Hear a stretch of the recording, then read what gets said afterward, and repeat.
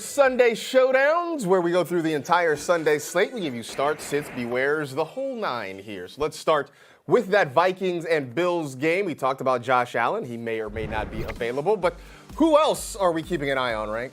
Weirdly, I'm keeping an eye on, I'm saying beware of Nyheim Hines, and when he eventually starts to take a bigger role in this Bills offense, as you see right there, he didn't really touch the ball in his first appearance, but that's to be expected. We've seen that from other guys who have been traded before. I'm curious as to when this starts to become an issue, because it seems to me the Buffalo Bills, when they drafted James Cook, they've now traded for Nyheim Hines. What are they trying to say about Devin Singletary? So this is something that I'm going to be keeping an eye on this weekend. Yeah, they've been searching for a pass-catching running back all year. I'm also going to tell you to sit Gabe Davis. I know I'm saying to sit a Buffalo Bills player here, but Davis has been so up and down this season, and that's with Josh Allen. But the ceiling is high enough where you just get him in your starting lineup most weeks. But he is not going to get those downfield shots at all from Case Keenum if Josh Allen sits. So he already brings a low floor. That ceiling goes down tremendously if Case Keenum is the starter. So get away from him unless somehow Josh Allen ends up playing. Well, talk of Case Keenum makes me think that Devin Singletary has sleeper appeal, although hearing Adam Rank just now talk about Nyheim Hines makes me a little less confident in that. I still think, though, he is the lead running back there in Buffalo. If this game remains close and if you have Case Keenum at quarterback, it could mean the Bills are leaning more on that running game, and maybe you do see a few more intermediate short targets for Singletary. Let's hope that Nyheim Hines sort of takes a backseat, at least for one more week, so you can get Singletary in as a sleeper option this week. Go to the socials. We got this from Sonny Weaver Jr., hashtag Vontae Mac no matter what, asking, should I start Thielen or Judy in the wide receiver 2 flex spot? I'm going to go with Jerry Jeudy here, just because I think if there's no Josh Allen, this game stays close. I think the Vikings then lean more on Dalvin Cook than on the passing game. Meanwhile, Jeudy has a very good matchup against a Titans secondary that has not been particularly good this season. Cowboys and the Packers. Rank, you're talking about a Packer here, huh? Yeah, I'm going to say, though, to beware of Big Bob Tunyon, who has been a nice streaming option, or people have thought so. I've thought so. But it hasn't really panned out. He played fewer than 50% of the snaps in Week 9, so I'm starting to be a little bit concerned. And if you need a tight end this week, I would say try to search for some more available options. Yeah, if we're worried about Big Bob Tunyon, I'm certainly worried about his quarterback there. I would say sit Aaron Rodgers. He put up a dud last week in a smash spot against the Detroit Lions. I don't need to tell you that he's been struggling all year. He's got fewer than 17 fantasy points in every game. Now he's getting a Cowboys defense fresh off of their bye. Dallas has allowed the 6th fewest fantasy points per game to quarterbacks, and they really can get after the QB. So Russell Wilson, Jimmy G, I would use those guys over Rodgers this week. Just had the news about Ezekiel Elliott being questionable, but if he plays, I think you can start him against this Green Bay defense. And for all the talk of Tony Pollard and how good he has been, Zeke is still a good running back, averaging about 16 touches per game, about 5 yards per touch. He's had more than 50 rushing yards in every single game. Now he's facing a bottom 5 run defense, giving up nearly 5 yards per carry. I think the game script could favor the Cowboys in this one, and Zeke gets some work done. Back to the socials. Jorge wants to know, Michael Pittman or Alan Lazard? I know, Rank, you said you'd beware of Robert Tunyon. How do you feel about maybe Alan Lazard? Yeah, but Lazard has played a bigger part of this offense, so I feel a little bit more confident in him. And besides, I'm not really interested in playing a lot of the Colts this week. That's probably fair. Big game on Sunday Night Football, the Chargers and the Niners. And Rank, what are you looking at here? Brandon Ayuk, I don't know if sleeper's the right way to put it, but you know what? He's been very productive over the last couple of games, despite the fact that they've added Christian McCaffrey. So I was worried about him when they first made the deal for CMC, but he's really shown Brandon Ayuk that he can still be a big factor in this offense. Yeah, and on the other side, I'm going to say beware of Justin Herbert, who low-key might be the biggest bust at the quarterback position this season. He's averaging just 13 fantasy points per game in the last month. He scored less than that against the Atlanta Falcons last week. He's not taking any shots downfield. His pass catchers are really banged up, and he gets a scary matchup against a 49ers defense that is getting healthier. You may not have better options at the quarterback position, but if you grabbed a Fields or a Geno off the waiver wire earlier in the year, or maybe even Russell Wilson, you can go in that direction. Another week without Mike Williams or Keenan Allen. You heard Florio talk about Jimmy Garoppolo as being available in nearly 50% of NFL.com leagues. I think you can stream him this week. Now, the matchup on paper is just kind of meh. But you look at the top 4 skill position weapons the Niners have. When you talk about Christian McCaffrey, Deebo Samuel, George Kittle, Brandon Ayuk, you're going to be hard-pressed to find another quartet that good anywhere else in the league. And so just getting the ball out, getting them in their hands means that Garoppolo has the chance to put up a good number. Plus, he's averaging more passing yards per game than Matthew Stafford, Derek Carr, and Aaron Rodgers. So there's definitely some upside for Garoppolo there. Back to the tweets. Fernando wants to know, this for you, Florio, start Josh Palmer or Devonta Smith this week? I like Josh Palmer, but a tough matchup there. I'm going to go with Devonta Smith, who I know has been putting up a little bit of down numbers, but great matchup this week. I know people are sort of frustrated with Devonta Smith. I think he's been what we thought he'd be, kind of a volatile wide receiver too, but he's in a good offense, so I wouldn't worry about him this week against Washington. I think it was Roy who's in my ear telling me, like, it is what it is. Listen, sleeper, Raheem Mostert against the Browns this week. I understand that he kind of got lost in the shuffle last week against the Chicago Bears, but those kind of things are going to happen. I think this is a pretty good matchup against the Browns, who've struggled stopping the run. But you know what? Over the last 5-6 games, Raheem Mostert's been the guy that they've relied on. I think Mike McDaniel's going to go back to him and kind of make up for not the mistake, but for ignoring him towards the end of last week's contest. Yeah, and on the other side of it, you know to start Nick Chubb, but he is as must-start as must-start can be this week. He leads the league with the most rushing yards over expectations on outside runs, and he's facing the defense that allows the second most production on those carries. So just a great spot for him, and I think this is a game where to try to mitigate how much Tua and the Dolphins offense is putting up on the other side of the ball, they're going to look to run Nick Chubb a lot and kind of keep that offense on the sideline. I'm sure they're going to try to run Nick Chubb a lot, but they may have to throw it a bit too, and I think you can start Amari Cooper because of that. This is partially about volume. He's getting over 27% of the targets. That's 11th most amongst all players in the NFL. Nearly 40% of the air yards. That ranks 7th. And it's a little bit about the matchup as well. Miami's given up the 5th most catches to wide receivers. This potentially could be a high-scoring game, which means the Browns could be in a situation where they have to throw the football. Back to the Twitter machine, TJ Robertson wants to know, who should I start in a 12-man standard league? Jeff Wilson or Antonio Gibson? Florio, the floor is yours. I like both of these guys as sleepers this week, but I'll go Jeff Wilson Jr. there. He's just in a better offense and has a better matchup of the two. Moving on, Lions and Tigers and Bears. Oh my. Rank, what are you doing here? I'm going to go with the sleepers, Cole Kmet, who has really established himself over the last couple of games. As you see this offense evolve, they've really sprung more opportunities for Cole Kmet, and he's had 3 receiving touchdowns in his last 2 games, including 2 last week. And it's because the Bears are so effective at running the football that now, once Justin Fields starts extending plays like that, he gets it to Cole Kmet, and he's a tough player to bring down once he has the ball in his hands. Yeah, I like Cole Kmet a lot this week as well. And on the other side, I think you could start DeAndre Swift. I've changed my tune on him this week after Dan Campbell came out and said he wants to get Swift more involved moving forward. He is still one of the most explosive players in the NFL. He gets a Bears defense that not only allows a ton of production to running backs, but they really struggle on outside runs, and we know that is where DeAndre Swift makes his money. DeAndre Swift coming back is a good thing for the Lions, but I still think you can start Jamal Williams, especially if you're in deeper leagues. He was getting work on more than 60% of his snaps, and that was even happening when Swift was healthy earlier in the season. He's the guy that they use down near the goal line, which means he always has that touchdown upside if the Lions get close. And the Bears, we've talked about it before, they're very good against the pass, not so good against the run, and so maybe this could be a game where we see both teams run the football a whole lot. Rank, Nathaniel wants to know, should he start James Conner or David Montgomery? I'm going to go with David Montgomery again. Both teams struggle to stop the ball on the ground, and I expect a lot of running in this one, so I think every running back is in play here.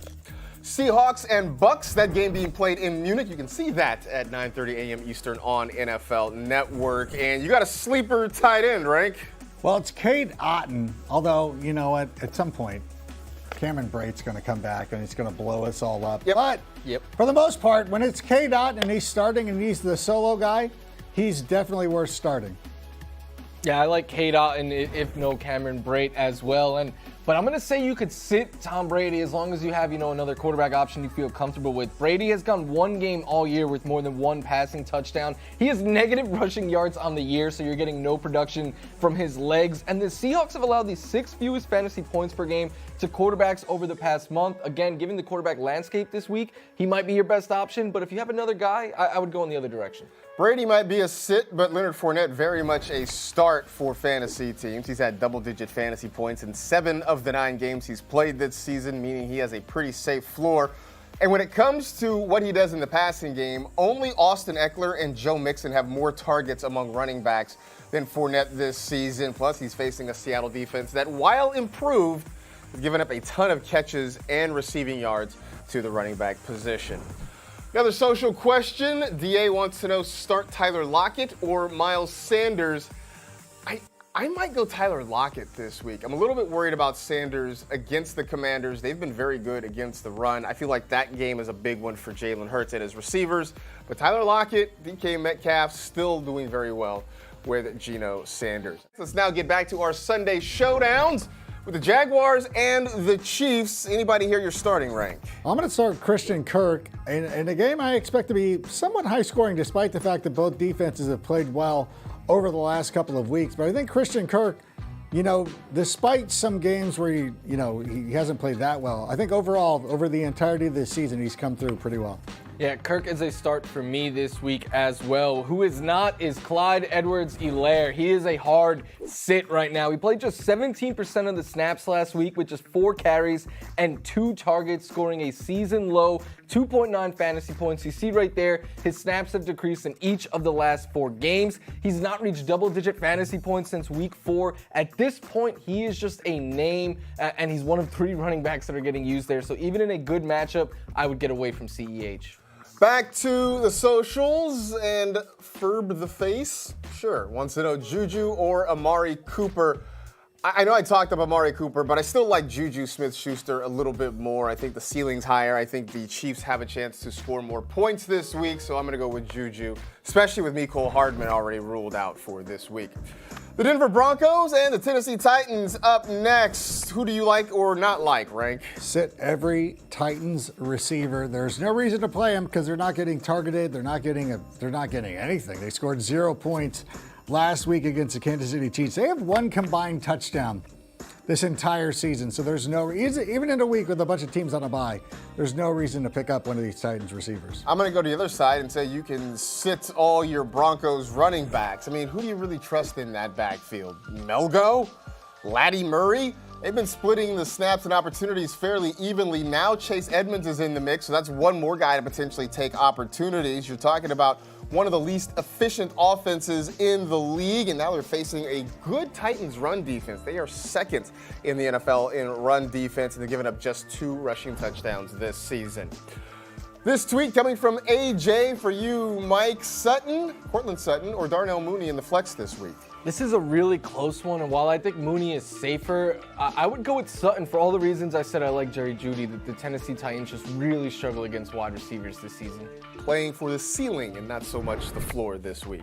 Texans and the Giants, somebody you're wary of this week, Florio? Yeah, I had Daniel Jones as strictly just a fallback option at streaming quarterback, and I'm saying beware of him. The Texans secondary has been playing well, and they've allowed the 4th fewest fantasy points per game to quarterbacks. That's largely, though, because they give up by far the most production on the ground. A couple of weeks ago, the Titans beat them despite throwing for just 55 yards. It won't be that extreme this week, but I expect a ton of Saquon Barkley for the Giants. So I said I would start. Actually, we're going to go to the social here. And this for you, Rank from Mayhem. Help? Need to roster 2 of 3 wide receivers, Wan'Dale Robinson, Darius Slayton, or Isaiah McKenzie. So a couple of Giants and a Bill there. Well, I would play McKenzie for sure. And if you're going to go for the upside, I'd go with the Wan'Dale. Wan'Dale definitely seems like more of an upside guy. Darius Slayton, we sort of know what he is. Wan'Dale, there's hope there. Start here with the Cardinals and the Rams next door over at SoFi Stadium. And anybody else you'd like to tout, Rank? Oh, you got to give me a break. I can barely talk now. Rondale Moore, sleeper against the Rams. 10 targets last week, 8+ targets in 4 out of his last 5 games. Yeah, I like Rondale Moore. I just traded for him in a league myself, actually. I also think you could stream the Cardinals defense. The Rams are one of 2 teams allowing over double-digit fantasy points per game to opposing defenses. They already give up a bunch of sacks and turnovers, and that's been with Matt Stafford, who might not play this week. Plus, if you're still not sold, the Cardinals defense has been putting up better fantasy numbers as of late, so go ahead and get them in your starting lineup this week. Back to the tweets at NFL Fantasy, and this one wanting to know, should they play Zach Ertz or TJ Hawkinson? And this one is pretty close. I'm going to lean toward Ertz just because I think the Cardinals may be in a situation where they may be scoring more points. Now, if there's no Matt Stafford, maybe it's not quite as urgent, but I still think Kyler and the offense moves the ball. Who knows? Maybe it's Colt McCoy. Either way, more points for the Cardinals. Colts and the Raiders. Are you really saying Sam Ehlinger here? Well, I'm saying he's a sleeper. I didn't say it was a must start. Okay. But there's a lot of people who are, well, first of all, there's two schools of thought. If you need a quarterback in season-long leagues and there's nobody else available, Sam Ehlinger. But if you're putting together a tournament lineup, I think that one of the great values you can get is Sam Ehlinger because you can put him into a lineup with Derrick Henry and Saquon Barkley, both of them, and still fill out the rest of your lineup with pretty nice options. So that's what I'm saying. I get that. I may regret saying this, but I think you can stream the Raiders defense. And this has nothing to do with the Raiders defense, which hasn't been good this year. This has everything to do with the Colts. They've got a brand new head coach. They've got a brand new play caller. Neither of them have done the job at this level. It's a bad offensive line. They've had questionable quarterback play. We're down on Michael Pittman and the rest of this offense. This feels like an opportunity for the Raiders to actually do things if the waiver wire defense is barren in your league. Raiders probably still hanging out there. Mike, this one for you from Cameron. Mac Hollins or Kadarius Toney for my third flex spots. Bye weeks are killing me this week. Kadarius Toney, and you probably knew I was going to say that, but with no Mecole Hardman and Toney now another week acclimated in this offense, there's a legit opportunity up for grabs for him, and we know how explosive he is. Next game, Saints and the Steelers, and Chris Olave just continues to be great, Mike. Yeah, he is awesome. He has double-digit fantasy points in every game, but his first NFL game where he scored 9, so that shows you that he has such a safe floor, but this could be a ceiling game. Mr. Air Yards, we know he gets all the air yards in New Orleans, but on downfield targets right now, the Steelers have really struggled. Plus, they've allowed the most fantasy points per game to receivers, so safe floor, high ceiling, get him in your starting lineup. With Najee Harris, I think you've been beware of him all year long. Maybe he's not a sit. Maybe he's something between a sit and a beware. I don't know what that would be. But he's yet to score 14 fantasy points in a game. The Steelers rank 31st in points scored per game, so they're not giving him a whole lot of opportunities to put the ball in the end zone. And now you got Jaylen Warren kind of eating into his opportunities here. I know there are people on fantasy Twitter who are trying to tout Jaylen Warren. I think his emergence basically means you have 2 unusable running backs in Pittsburgh, not 1 usable, 1 unusable. I would stay away from Najee Harris if you can this week. Rank this one for you. Do you start Taysom Hill or Will Dissly? You know, the Taysom Hill thing seemed fun for a while, but I still love the idea of the huge upside of having it because you're taking such a risk with the tight end anyways. Why not go with Will Dissly? Have a little fun, like wearing a full fur coat on a fantasy football show. I really thought the upside fun play would have been Taysom Hill because you never know what's going to happen. What did I say? You said Will Dissly. I know, I meant Taysom Hill. There it is. That's what I meant. Because you never know. I mean, it really is like rolling the dice.